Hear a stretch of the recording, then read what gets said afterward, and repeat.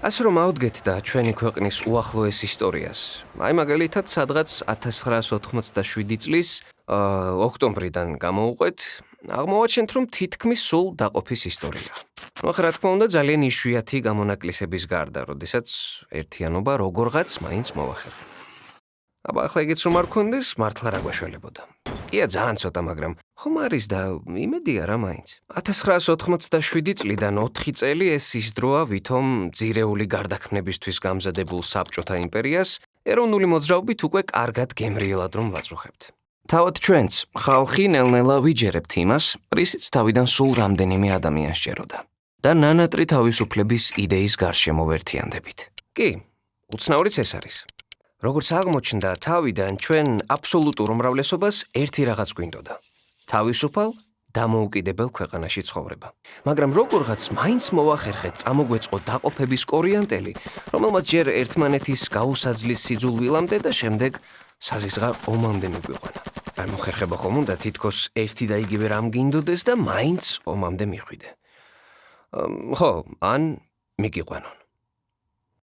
ის იშვიათი გამონაკლისი, როდესაც თითქმის ბოლომდე ერთიანი ვიყავით, 1991 წლის 31 მარტია. კი, ახლა აქაც გვიჭირდა ერთიანობის აღიარება, ზოგი ცოტა ფრთხილად, ზოგი აგდებულად, ან სკეპტიკურად უყურებდით ამ ამბავს, მაგრამ მაინც ერთ აზრზე ვიყავით. ამ დღეს ჩვენი ისტორიის მთავარი რეფერენდუმი გქონდა, ერთი გრძელი და ყველაზე მნიშვნელოვანი კითხვით. თანახმა ხართ თუ არა აღდგეს საქართველოს სახელმწიფოებრივი დამოუკიდებლობა 1918 წლის 26 მაისის დამოუკიდებლობის აქტის საფუძველზე.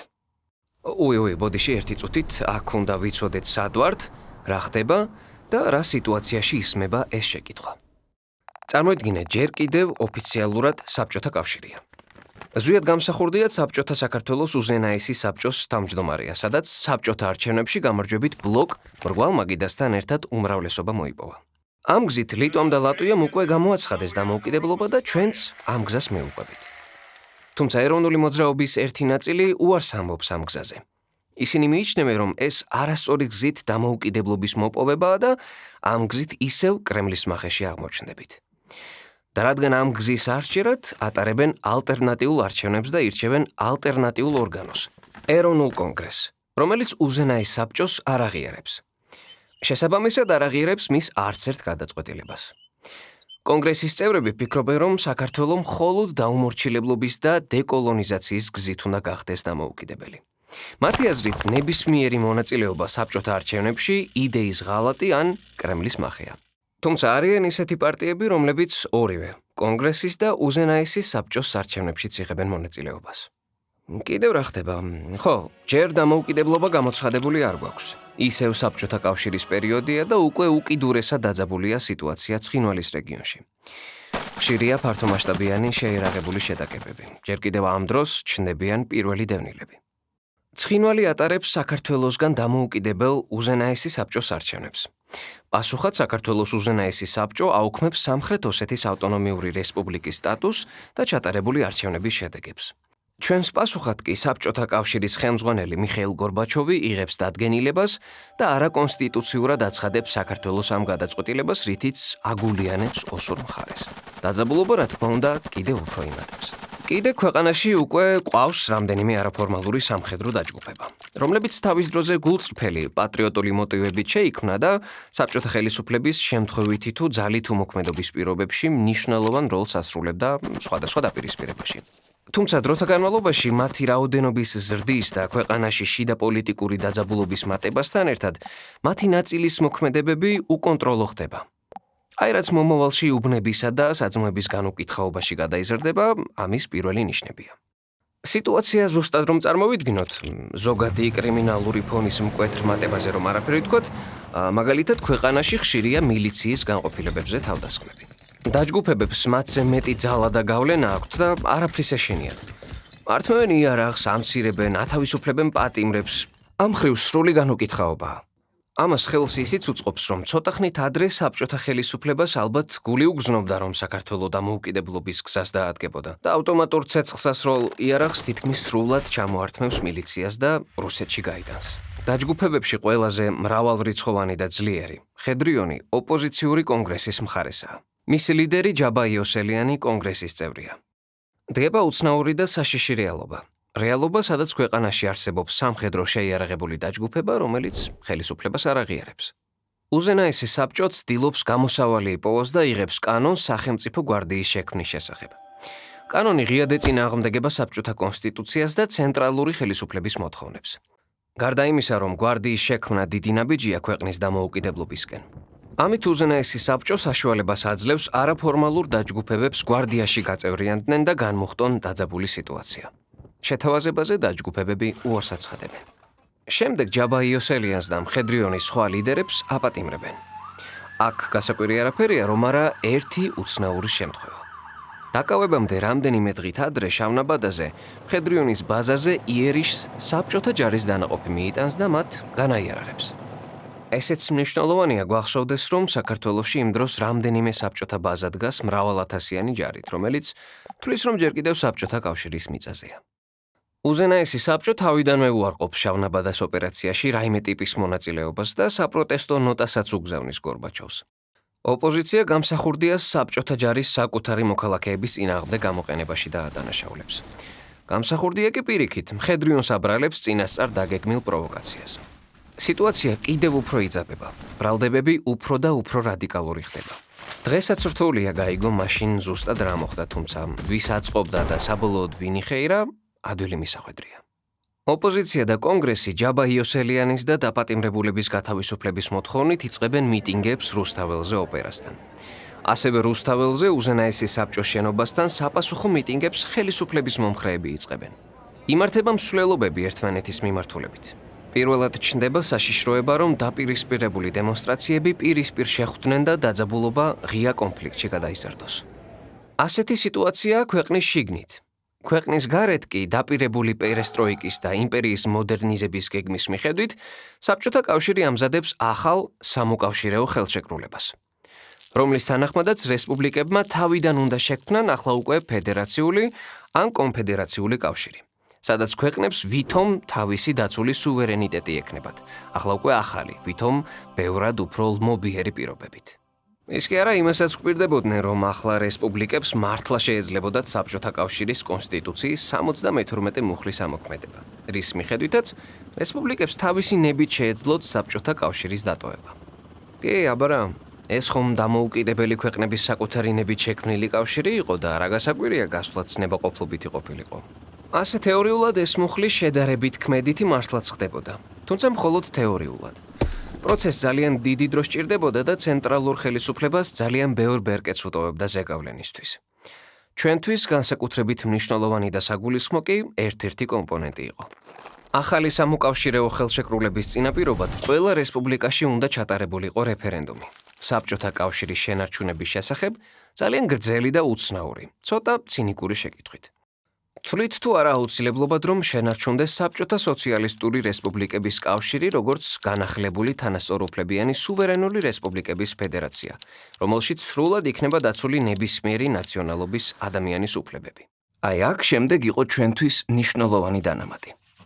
თუ რომელიმე რესპუბლიკა საბჭოთა კავშირიდან გასვლას მოინდომებდა, მასში შემავალ ავტონომიურ ოლქებს შეეძლოთ რეფერენდუმში დამოუკიდებლად მიეღოთ მონაწილეობა. და თავად გადაეწყვიტათ მიყვებოდნენ იმ ქვეყანას, რომელიც ტოვებდა კავშირს, თუ ისევ რჩებოდნენ საბჭოთა კავშირში. საბჭოთა რეფერენდუმი 1991 წლის 17 მარტს ჩატარდა. მასში მონაწილეობა არ მიიღო 6 რესპუბლიკამ: ლიტვამ, ლატვიამ, ესტონეთმა, მოლდოვამ, სომხეთმა და, რა თქმა უნდა, ჩვენ, საქართველომ. დანარჩენ რესპუბლიკებში მოსახლეობის თითქმის 78%-მა ახალ ფედერაციულ საბჭოთა კავშირს დაუჭირა მხარი. რეფერენდუმი ჩატარდა აფხაზეთში და ცხინვალის რეგიონშიც. იქ ხმების 99% საბჭოთა კავშირის შენარჩუნებამ მიიღო. ქართველებს, რომლებიც მოსახლეობის უმრავლესობას შეადგენდნენ, რეფერენდუმში მონაწილეობა არ მიუღიათ. აქედან რამდენიმე დღეში ყაზბეგში საბჭოთა რუსეთის ფედერაციის და საქართველოს უზენაესი საბჭოს ხელმძღვანელები შეხვდნენ. ზოგადი სიტუაცია ზუსტად რომ წარმოვიდგინოთ, იმ დროს იმპერიის ცენტრში რუსეთში 3 ძირითადი ძალა მოქმედებს. პირველი ეს არის მიხეილ გორბაჩოვი, საბჭოთა კავშირის ოფიციალური პირველი პირი, რომელიც კავშირის პერესტროიკას, გარდაქმნას უდგას სათავეში და მის ლიბერალიზაციას და დემოკრატიზაციას გვპირდება. მეორე ეს არის ყაზბეგში ჩამოსული ბორის იელცინი, რომელიც საბჭოთა რუსეთის პირველი პირია. ესე არაოფიციალურად გორბაჩოვთან დაპირისპირებული ძალაა და თითქოს მზად არის დიდი ცვლილებებისთვის. ბორისი მაშინ ჯერ კიდევ არ არის ძალოვანი სტრუქტურების გავლენის ქვეშ და რეალურ დემოკრატიულ ძალად ითვლება.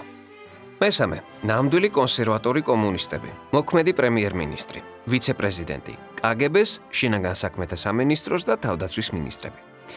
ისინი სულ ცოტა ხანში მკაცრ კრიტიკას დაიწყებენ გორბაჩოვის პოლიტიკის და სასტიკად შეეწინააღმდეგებიან გარდაქმნას და მით უმეტეს საბჭოთა კავშირის რაიმე ტიპის რეალურ დემოკრატიზაციას.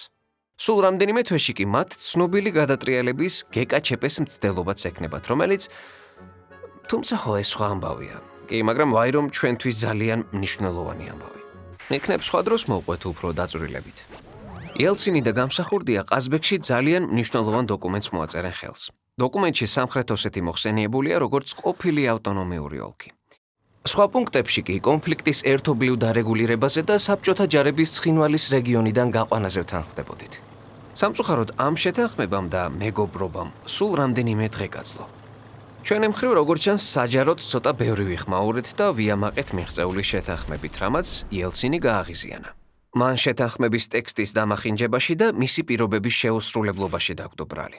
ისედაც ზოგადად ამ დროს იელცინის ვითომ დემოკრატიული განწყობები კავშირში შემავალი რესპუბლიკების მიმართ იცვლება და ტრადიციულ იმპერიალისტური ხდება. დაახლოებით ამ პერიოდში საქართველოს ხელისუფლების წარმომადგენლების პირველი ვიზიტი მიმდინარეობს ამერიკაში. საქართველოს წარმომადგენლებმა მოახერხეს შეხვედროდნენ ამერიკელ გავლენიან პოლიტიკოსებს. თუმცა მათი აბსოლუტური უმრავლესობა გორბაჩოვის პოლიტიკას და საბჭოთა კავშირის გარდაქმნას ემხრობა და საქართველოს ხელისუფლებასაც იმავეს ურჩევენ. იმ პერიოდში ამერიკას არ სურს საბჭოთა კავშირის ამ გზით დაშლა და ამ მასშტაბის გეოპოლიტიკური ცვლილებებით თავის ატკიება. თუმცა მეორე მხრივ, რეფერენდუმის პერიოდში არაოფიციალური ვიზიტით საქართველოში ჩამოდის ამერიკის ყოფილი პრეზიდენტი რიჩარდ ნიქსონი. ის ხვდება ზვიად გამსახურდიას და აცხადებს, რომ მას ამერიკის მოქმედი პრეზიდენტისგან დავალება ჰქონდა საქართველოში არსებულ სიტუაციას გაცნობოდა. პარალელურად საქართველოში გორბაჩოვისგან მოდის ღია გზავნილი. გორბაჩოვი გამსახურდიას აფრთხილებს, რომ თუ ის სამუკავშირეო ხელშეკრულებას ხელს არ მოაწერს და დამოუკიდებლობის გზას აირჩევს, სერიოზულ გართულებებს უნდა ელოდოს. საქართველოს უზენაესი საბჭო და ზვიად გამსახურდია აი ამ ვითარებაში აცხადებენ საქართველოს დამოუკიდებლობის რეფერენდუმს. მიუხედავად ყველა შიდა დაპირისპირებისა, პირადი წყენებისა თუ სტრატეგიული მიდგომების შეუთავსებლობისა, მაინც ვახერხებთ ამ მოვლენის გარშემო გავერთიანდეთ. შესაძლოა იმ ისტორიულ მონაკვეთში სულაც უკანასკნელად. საქართველოს მოსახლეობის 90.3%-მა მიიღო მონაწილეობა რეფერენდუმში. რეფერენდუმი შეფერხებებით, მაგრამ მაინც ჩატარდა აფხაზეთსა და ცხინვალის რეგიონში. 99%-ზე მეტი საქართველოს დამოუკიდებლობას უჭერს მხარს და ამით ჩვენ ყველა ერთად უყრით საფუძველს საქართველოს დამოუკიდებლობის გამოცხადებას, რომელსაც 9 დღეში 9 აპრილს გამოვაცხადებთ. შემდეგ პერიოდში შედარებითი სიმშვიდე გვაქვს. ეს სიმშვიდე გარდაუვალი ქარიშხლის წინ უბრალოდ სულის მოთქმა იყო. დამოუკიდებლობის რეფერენდუმი იმდენად დიდი მოვლენა აღმოჩნდა, რომ რადიკალურ დაპირისპირებებს საფუძველი ცოტა ხნით გამოეცალა. ცოტა ხნით, რადგან მცირე დაბნეულობის და სტრატეგიის კორექტირების შემდეგ ეს ჩვენი ძირძველი მტერი ყველა მხარესთან თავგამოდებით იმუშავებს. აბსოლუტურად ყველასთან. იშრომებს და ყველაზე მეტნაკლებად დიდ გავლენას მოახდენს. ზოგთან პირდაპირ, ზოგთან შეპარვით და ცოტა ხანში ჩვენს გამოუცდელობას, არათანმიმდევრულობას, ინფანტილიზმს, რადიკალიზმს, ზერელეობას, უკიდეგანო ეგოიზმს, ერთმანეთის სიძულვილს და ურაპატრიოტიზმს გადასარევად გამოიყენებს. და ისე აგვირევს თავგზას, რომ დღემდე აზრზე ვერ მოვდივართ. თუმცა ეს მერე, მანამდე კი იქ 31 მარტია. დღე, როდესაც ჩვენი დამოუკიდებლობა ყველამ ერთად გადავწყვიტეთ.